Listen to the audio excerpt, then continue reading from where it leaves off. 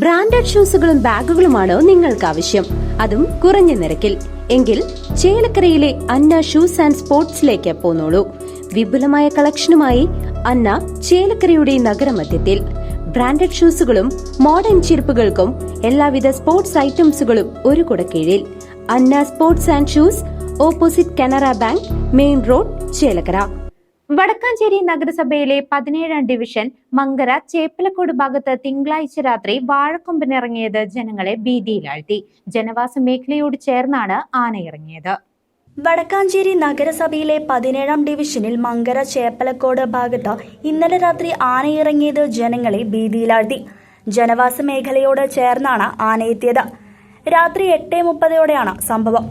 നാട്ടുകാർ കൂട്ടം കൂടി ബഹളം വെച്ചും പടക്കം പൊട്ടിച്ചും ആനയെ കാടുകയറ്റാൻ ശ്രമം നടത്തി. വിവരമറിഞ്ഞ് വാടാനിയിൽ നിന്നെത്തിയ വനംവകുപ്പ് ജീവനക്കാരും നാട്ടുകാരുടെ ഒപ്പം ചേർന്ന് ഏറെ സമയമെടുത്താണ് ആനയെ കാട്ടിലേക്ക് തുരത്തിയത്. ആന കാര്യമായ കൃഷിനാശങ്ങളൊന്നും വരുത്തിയില്ലെങ്കിലും ജനങ്ങളുടെ ഭയം അകറ്റുന്നതിനും സ്വൈര്യവിഹാരം ഉറപ്പാക്കുന്നതിനും മങ്കര മുതൽ കാപ്പി വരെ സൗരവൈദ്യുതി തൂക്കുവേലി സ്ഥാപിക്കണമെന്നാണ് നാട്ടുകാരുടെ പ്രധാന ആവശ്യം. വന്യമൃഗങ്ങൾ ഇറങ്ങുന്നത് പതിവായതോടെയാണ് പ്രദേശവാസികൾ കടുത്ത ആശങ്കയിലായത്. News desk CCV.